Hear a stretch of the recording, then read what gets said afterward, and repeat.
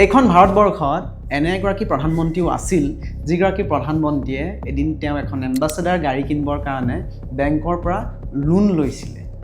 আপোনাৰ হয়তো কথাটো শুনি সাধু কথা যেন লাগিছে, কিন্তু সঁচা যে এগৰাকী প্ৰধানমন্ত্ৰী আমাৰ এনেকুৱাও আছিল যিগৰাকী নেকি পৰিয়ালৰ হেঁচাত পৰি এখন গাড়ী কিনিবলৈ যাওঁতে তেওঁ লোন ল'বলগীয়া হৈছিল বেংকৰ পৰা। আৰু যেতিয়া তেওঁ নিধন হোৱাৰ পাছত তেওঁৰ সেই গাড়ীখনৰ যিটো লোন, সেই লোনটো চৰকাৰে মাৰিবলৈ যেতিয়া আগবাঢ়ি আহোঁতে কিন্তু তেওঁৰ পৰিয়ালে নিদিলে। পৰিয়ালৰ লোকে পেঞ্চনৰ ধনেৰে সেই গাড়ীখনৰ EMI মাৰিছে। নমস্কাৰ, মই দাদুল আৰু আপোনালোক সকলোকে স্বাগতম জনাইছোঁ আন এটা নতুন ভিডিঅ'লৈ।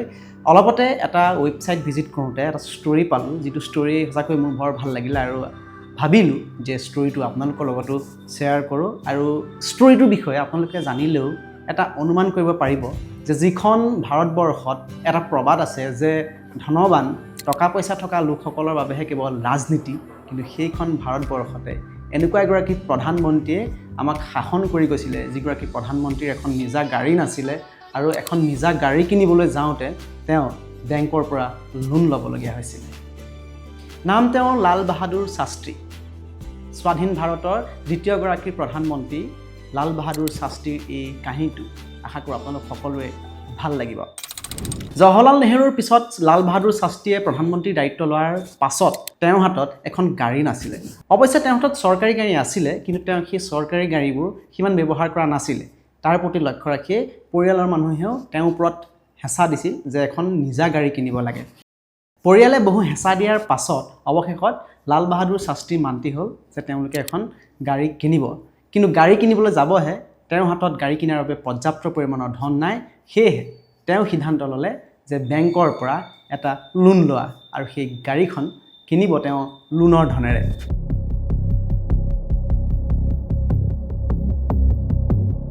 সেই সময়ত দেশজুৰি পাঞ্জাৱ নেশ্যনেল বেংক যথেষ্ট সমানিত এটা বেংক আছিলে আৰু লাল বাহাদুৰ শাস্ত্ৰী দিল্লীৰ এটা পাঞ্জাৱ নেশ্যনেল বেংকৰ এটা ব্ৰাঞ্চলৈ গ'ল আৰু গৈ তাত তেওঁ 5,000 টকা, আপুনি জানি হয়তো আচৰিত হ'ব যে 5,000 টকা তেওঁ এখন লোন কাগজ এপ্লাই কৰিলে গাড়ীখন কিনিবৰ কাৰণে। আৰু সেই সময়ত গাড়ীখন কিনিবৰ কাৰণে লাল বাহাদুৰ শাস্ত্ৰীক প্ৰয়োজন আছিলে 12,000 টকা।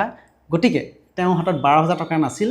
সেইবাবে তেওঁ পাঞ্জাৱ নেশ্যনেল বেংকৰ পৰা তেওঁ 5,000 টকা তেওঁ লোন লৈছিল সেই গাড়ীখন ক্ৰয় কৰিবৰ কাৰণে।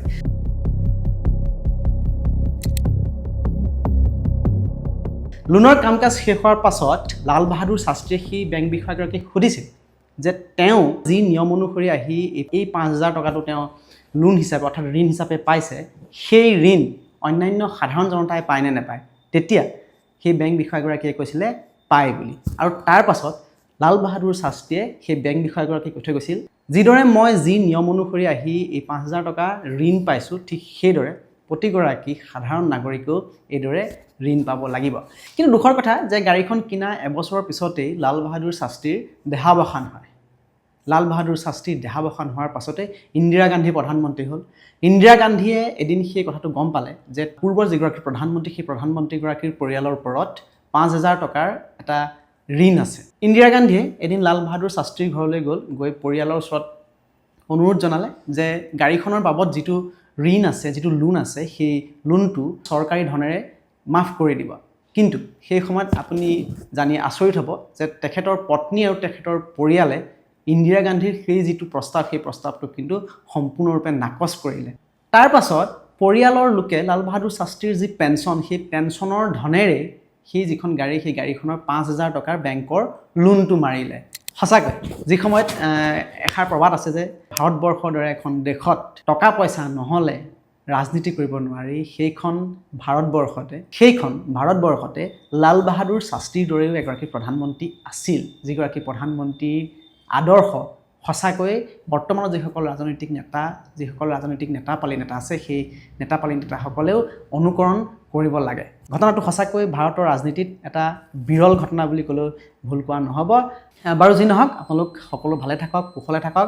আৰু যদি আপোনালোকে কাহিনীটো ভাল পালে তেনেহ'লে লাইক আৰু কমেণ্ট এটা কৰিবলৈ নাপাহৰিব। লগতে ছাবস্ক্ৰাইব যদি কৰা নাই চেনেলটো ছাবস্ক্ৰাইব কৰি থ'ব। আকৌ নতুন এটা কাহিনী আপোনালোকক আকৌ সোৱাদ দিবলৈ চেষ্টা কৰিম আৰু ইয়াৰ লগে লগে মই আপোনালোক সকলোৰে পৰা বিদায় লৈছোঁ আকৌ লগ পাম আপোনালোকক এনেধৰণৰ এটা নতুন কাহিনী এটা নতুন খণ্ডত পুনৰ লগ পোৱাৰ আশাৰে আপোনালোকৰ মাজৰ পৰা মই দাদুলৈ লৈছোঁ বিদায় ধন্যবাদ